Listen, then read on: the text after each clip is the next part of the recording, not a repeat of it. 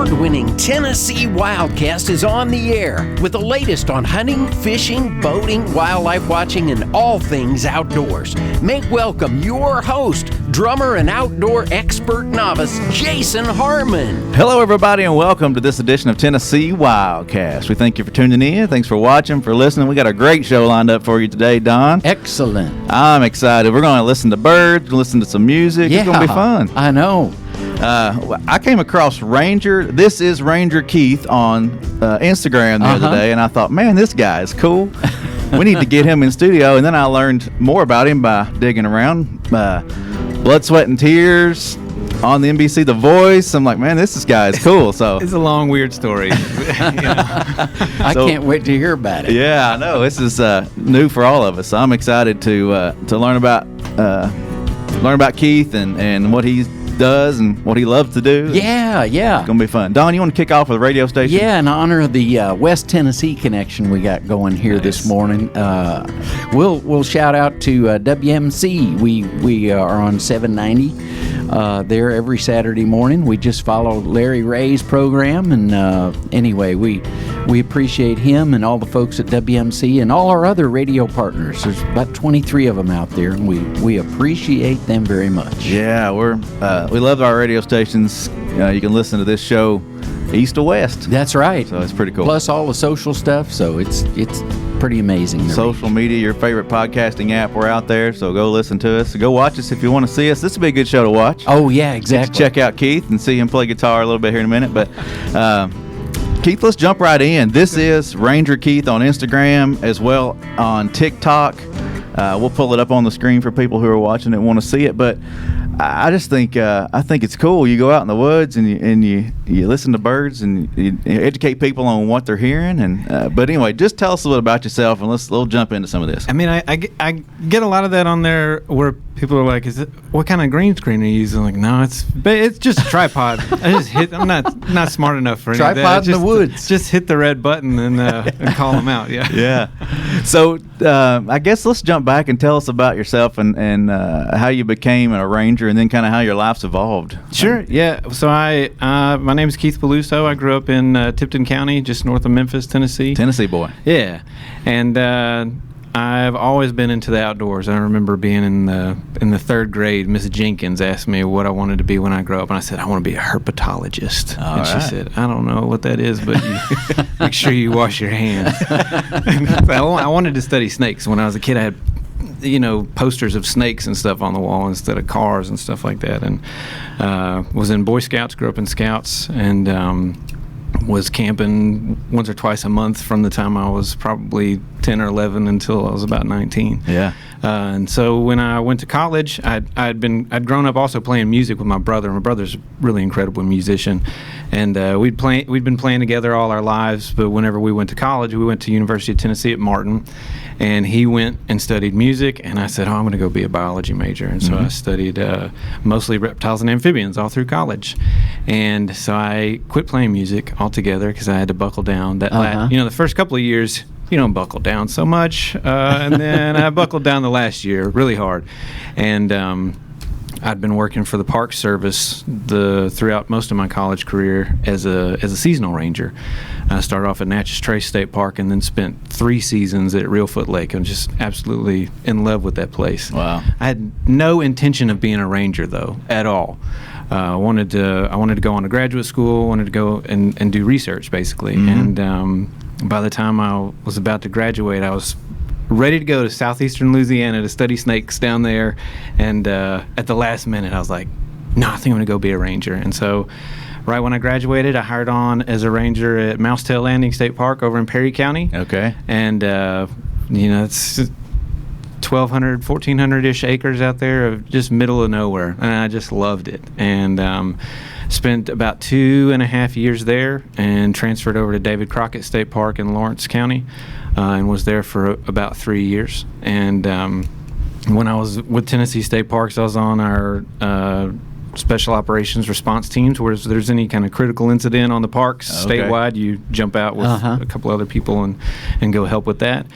And other than like how romanticized it is, being a ranger is it's a lot more work than people realize. Well, I you're was just playing outside. I was going to ask. I mean, people listen to our show. They know what a wildlife officer does, but how different is it to be a ranger? Yeah. So there is like a conservation law enforcement element to that, and that kind of varies from park to park. Because a lot of times if you're hunting on a park, you're already in trouble anyway. The bag limit and stuff is out. Yeah. You're already in trouble.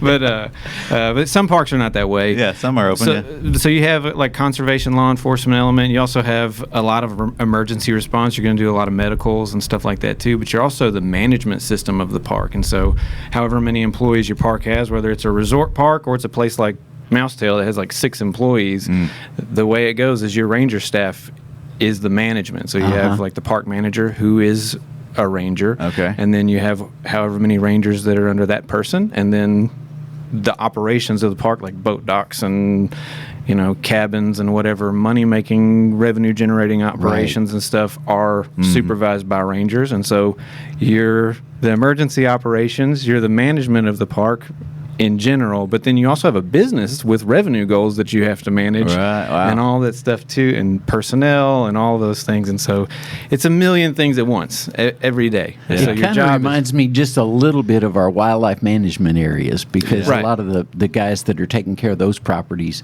do kind of similar things, and they might not deal with the public as much, but if something breaks, hey, you got to figure out how to fix it. You got to make it work again. Somebody's upset that something looks a certain way. You've got to go fix that too.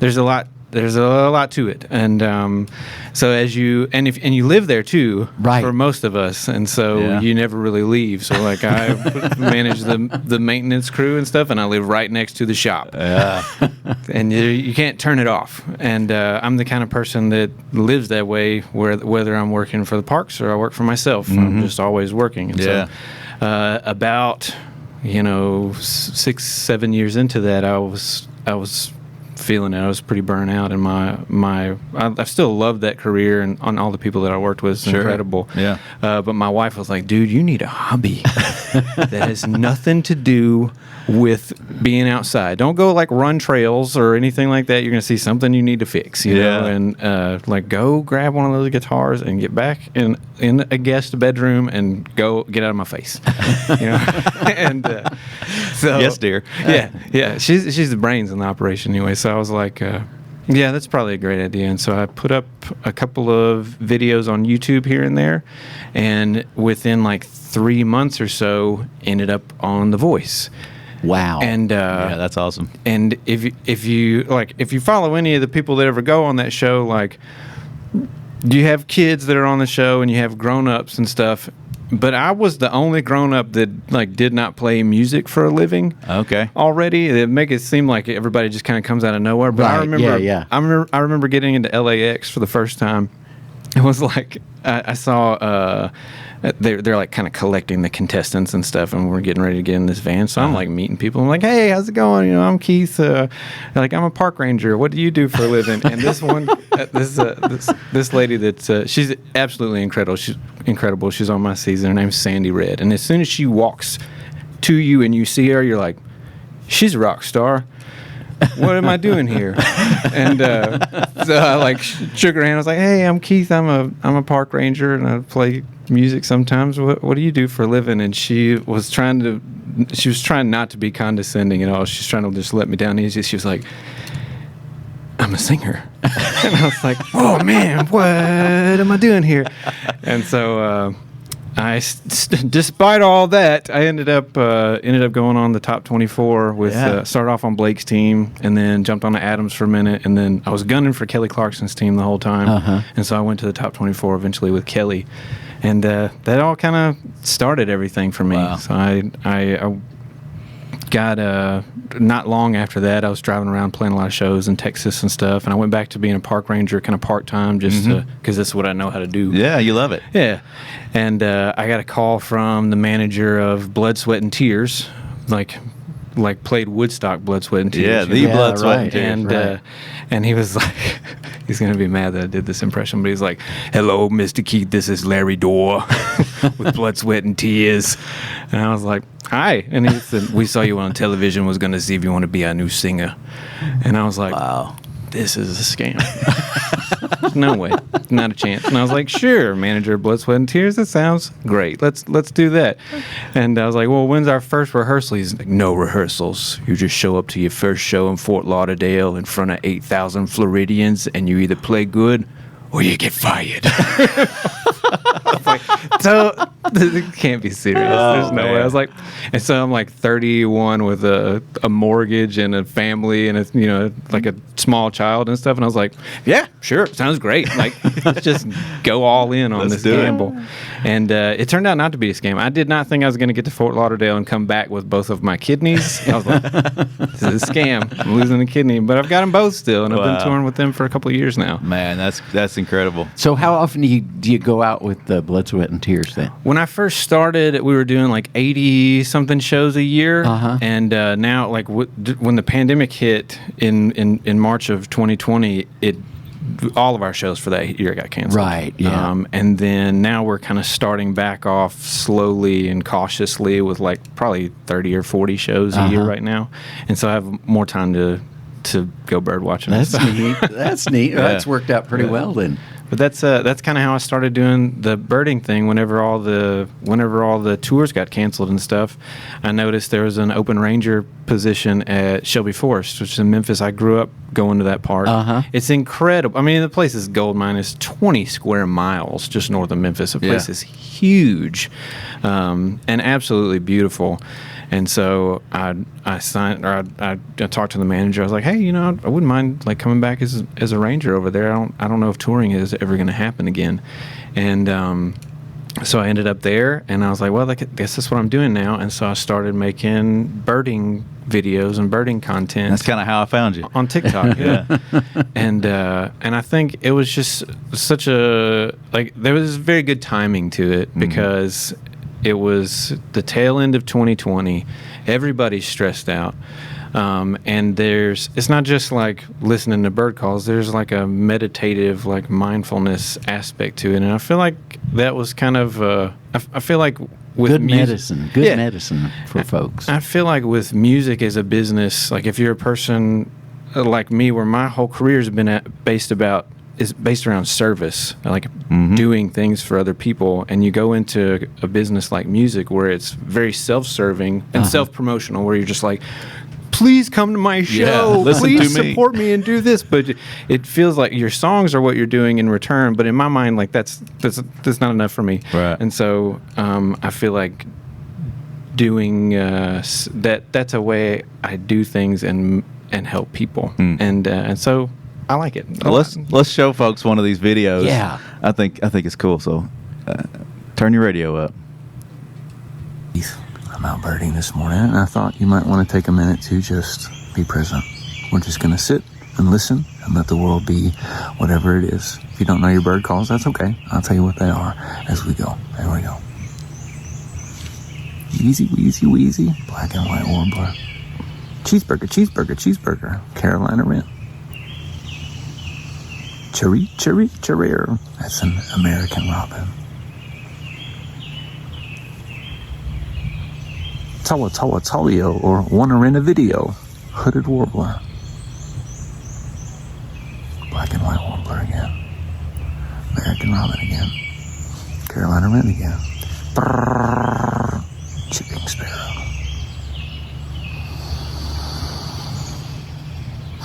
All right. I'll see you later. That's cool. I like the cheeseburger. Yeah, whatever helps. Some people say tea kettle, but I can obviously more into cheeseburger. So that's cool. That helps people identify sounds. I've heard people do that before, and it's pretty cool. So I mean, you're able to share your love of birding and of wildlife through these videos and educate people too. I think it's awesome. Just being more aware when you're outdoors.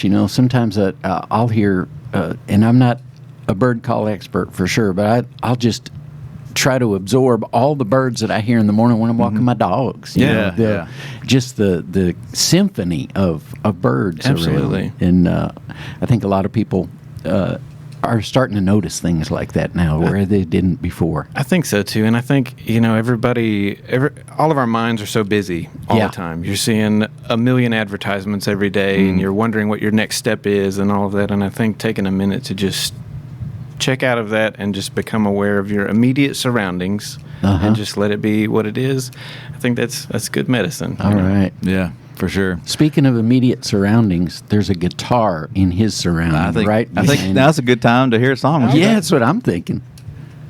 Sure. But yeah, we couldn't let the day pass by without getting Keith to play a song or two for us, and I can't wait to hear what he's got in store. Thanks. I'll play one that my brother and I wrote this song together when we were in college. We lived in the campus apartments over at Martin, like the really old ones. I don't think they're there anymore. But we lived there, and I'd been working for Reelfoot at the time, spending most of my time out in the swamp. And I remember sitting there drinking coffee with Keegan one morning, and on the news they showed where somebody had broken out of the Northwest Tennessee Correctional Complex up there by Reelfoot, and had dove into the swamp basically for 3 days. And I was out there all the time. Then I was like, man, that's got to be miserable. It's got to be terrible. And even if you weren't like on the run, it's got to be terrible. Yeah, for sure. Yeah. And I was like, Keegan, we need a jailbreak song. That's a song, yeah. And so he wrote the lyrics for this one in like 5 minutes. He's really good at that. But this song's called Toad Strangler, and Toad Strangler Blues. And I didn't know at the time, because we grew up, our mom's from East Arkansas, from the Memphis area. Okay.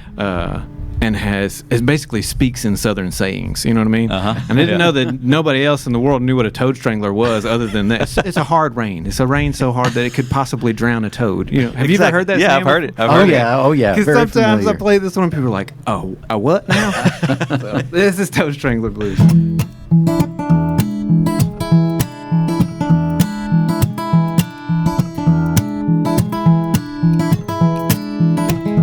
Hit the ground running about 3 days ago, with a dog on a trail and an ivory butt pistol. I said 1 step, 2 step, 3 steps in time. Gotta make it back home to see my baby. Yeah. Oh Lord, here comes a toad strangler. Time to settle down under the shade of those trees.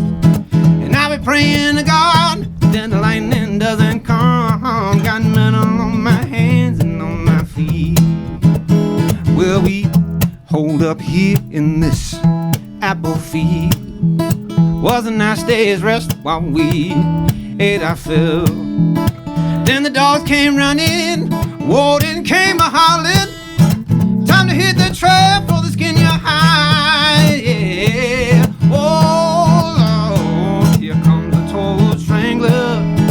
Time to settle down under the shade of those trees. And I'll be praying to God that the lightning doesn't come. Got metal on my hands and on my feet. I got metal on my hands and on my feet. Well, old man blinked and he turned a blind eye. Me and my body said it's time to fly. Back to the feeling of a woman's touch. Nice warm bed, we don't ask for much. Came that rain on a Thursday night. Torches was out, we thought we could hide. I don't think we'll go back to the pen. From the sound of that shotgun, looks like the end said, whoa, here comes a toad strangler. Time to settle down under the shade of those trees. And I'll be praying to God that the lightning doesn't come. Got metal on my hands and on my feet. I said, oh Lord, here comes a toad strangler. Time to settle down under the shade of those trees. And I'll be praying to God that the lightning doesn't come. I got metal on my hands and on my feet. I got metal on my hands and on my feet, yeah. I got metal on my hands and on my feet. Yeah. All right. Yeah. Thanks, guys. Oh, that's awesome. Hey, if you're just listening, just tuning in, we've got Ranger Keith with us, Keith Paluso. We're talking about birds, playing some music. Yeah. This is awesome. Hey, I got a question, another Yeah. musical question. So you got the call from the management of the Blood, Sweat, and Tears, and they said show up at a certain date at a certain time. And did they send you a set list or anything?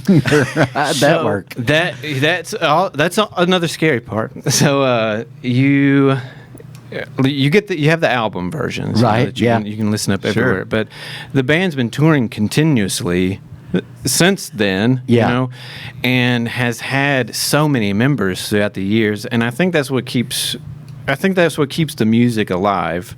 But it is living, so the arrangements evolve over time. It has evolved very much over the years, and so you basically you listen to the originals, and then you listen to several different board recordings of various shows that they may do, and you kind of just take the average and hope for the best. It'll be something like this. Yeah, it'd be somewhere in here. Yeah, and so it's a bumpy start because you're learning, Sure. and they're really great about encouraging you to be yourself. They don't want you to sound like somebody else. They want you to be yourself in there, and I think that's what keeps that alive, really. You kind of get this Taliban, follow me, we're going here, we're going there. Are you following them? What's that? Are you following the band, or are they following you when you're up there singing? A little bit like you watch each other and you listen to each other and just kind of you let it be artistic, you know. And the guys in the band, if you look up whoever is playing at the time, those guys are top notch, absolutely incredible. I remember our bass player, the guy that plays bass with us most of the time right now, Rick Fierrabracci. When I grew up, I played bass. When I was growing up, I played bass in a funk band, and I remember idolizing Rick Fierrabracci when I was a kid. Wow. And now he's just some dude that I joke around with in the van, you know. And those guys are incredible. They're top notch. So that's neat. Most musicians that you run into are just average guys, or guys and gals are easy to talk to, fun to hang out with. That's true. But I was following your drummer on there, man. He's awesome Dillon? too. Man, he's a monster. Yeah. He's a monster. Awesome. Well, real quick before we run out of time, I wanted to show people who want to find more about birds in Tennessee to go to our website, tnwildlife.org. And on this page, you can listen to some birds just like you can on the Audubon. Sure. So we're going to pull one up. What was the red-billed woodpecker we wanted to highlight today? But you can go to this page. It's under wildlife, click birds, and then click through. But anyway, you can hear some of the birds here. And this is probably one of the most common woodpeckers that you'll hear. And right now we're going into the tail end of the summer, and so a lot of our summer migrants are going to start leaving, and we'll get our winter migrants. And whenever I talk to people about learning bird calls, I usually try to start them off on our residents, stuff that's here year round. So once they learn 5 or 10 resident birds, anything that's new will stand out, and then they can focus on that. So learning a red-bellied woodpecker is the way to go right now. So what's the cheat phrase or code that you use to identify this one? I think trying to imitate the sound is just as funny as trying to come up with like a mnemonic device, like want to rent a video or cheeseburger, because they make like a blurp, and if they're not making that sound, they make like a gurp, gurp, gurp. And so it's funny by itself. You should remember it. Let's play it. Yeah.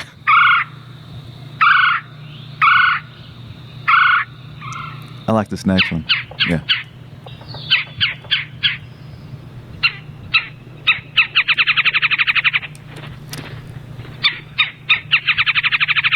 So once winter comes in, these will be part of a multi-species flock with several other woodpeckers and also the chickadees and titmice and nuthatches and stuff like that. And so once you learn these guys will be hanging out with about 5 to 10 other species, and then you can familiarize yourself with stuff that stays here year round. Gotcha. And it'll maybe be a lot easier for you. Well, this time of year right now, it's almost September. What are you going to be hearing right now if you're out there listening? Right now, you can still get some of our summer birds. So you'll still be able to hear things like if you're close to water, you'll probably still be able to hear some eastern kingbirds. You may still hear some of the tanagers out in like deciduous woodlands. Mississippi kites are getting ready to leave right now. And so you'll probably hear those because they are like getting together in big groups and getting ready to leave. Mm-hmm. They make like a sound. That's one of my favorites right now. Yeah. Still really easy to find eastern phoebes and learn them right now because they will be here in the winter too. But that would be an easy one to learn. Cool. Well, I also had a question, like the top birds, in Tennessee. What's your favorite bird in Tennessee Man, people ask me like what my favorite is all the time, and I get like really fascinated, like going down down a rabbit hole, reading about different stuff. But to me, just because, and I think this will be true for anybody that starts kind of birding, especially if they're using it just as moments to check out and become more aware of your surroundings, is that like I've done it long enough now to where certain bird calls, when I hear them, remind me of things that are important to me. And so it's not just fascination with the birds. Maybe it's a little bit more selfish because it makes me remember things. So like when the first wood thrush of the summer, when I hear the first wood thrush that gets here, I think about the first house that my wife and I lived in when we were newlyweds, with the first like beam of sunlight coming through the window. Or whenever I hear greater white-fronted geese, I'm thinking about driving around at Reelfoot in the middle of winter, in the middle of the night with my best friend, And I feel like that could be the same with everybody. And so a lot of times when I pick my favorite ones, it's because I'm a little more biased because of it reminds me of my own journey, Yeah, that's awesome. Well, we're going to run out of time. I don't even know if we have enough time for another song. That kind of reminds me of how songs affect people a lot. Sure. A certain song will bring back a memory. Absolutely. So that's cool that the bird calls will do the same for you. Yeah. I can see that. Well, I think it's cool how you're sharing your passion of being outdoors and birding and things like that with folks, and then still being able to do music, and it's just cool. Yeah. Thanks, man. Living the dream, I'd say. I appreciate it. Thank y'all for having me, man. It's been fun. Remind people how they can find you on Instagram. I don't want to miss anything. On TikTok. My username is This Is Ranger Keith on almost every platform, especially Instagram and TikTok, and those are the ones that I monitor the most. So if you have any questions or you're looking for resources to learn about birding, or just taking a minute to chill, hit me up. And if you want to hear some music, I'm Keith Paluso everywhere. I'm a third, but there's some other Keith Palusos, but I think I'm the only one that has music out. Gotcha. Oh yeah, go follow him on social media. He's a cool guy. I can't wait to come hear you in concert sometime. That'd be fun to go hear a show. It would be great. So anyway, well, this is Tennessee Wildcast. Todd, thank you for running the board, making it sound good. Don, thank you for co-hosting. Yeah, you bet. Good to be back. Yeah, it's been a few shows, hasn't it? It has been. We're glad you're back. tnwildlife.org for all things wildlife. Go outdoorstennessee.com to get your hunting and fishing license.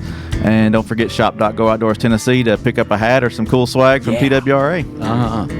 This is Tennessee Wildcast, and we'll see you next time. Thanks for tuning in. Stay connected with TWRA by visiting our website at tnwildlife.org.